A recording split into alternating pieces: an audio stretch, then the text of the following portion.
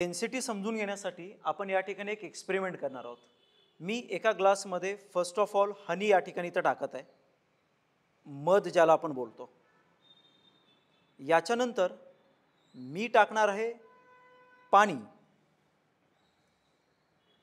आपण पाण्याचा कलर थोडासा चेंज केला आहे फॉर बेटर अंडरस्टँडिंग. हे पाणी मी टाकतोय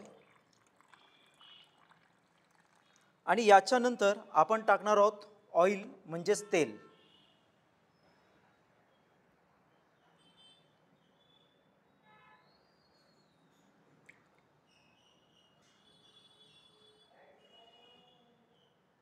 तर तुम्ही ऑब्झर्व कराल या ठिकाणी टोटल 3 लेयर्स बनलेले आहेत.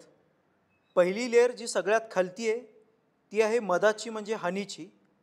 त्याच्यानंतर व्हाईट कलरमध्ये जे दिसतोय तो आहे त्या ठिकाणी पाणी आणि पाण्याच्या वरती त्या ठिकाणी आहे तेल. तर ऑइल, वॉटर अँड हनी हे तुम्हाला एकमेकावरती फ्लोट करत असलेले पाहायला भेटतील. वॉटर फ्लोट करतोय हनीवरती, तर ऑइल फ्लोट करतोय त्या ठिकाणी वॉटरवरती. असं का झालं तर याचं कारण आहे यांच्या डेन्सिटीमध्ये असलेला डिफरन्स. ज्याची डेन्सिटी त्या ठिकाणी जास्त तो जड असल्याकारणाने सगळ्यात खालती असणार आणि त्याच्यापेक्षा कमी डेन्सिटी असलेला जो लिक्विड आहे तो त्या ठिकाणी वर असणार आणि त्याहीपेक्षा कमी डेन्सिटी असलेलं ऑइल हे त्या ठिकाणी सगळ्यात वरती असलेलं आपल्याला पाहायला भेटेल.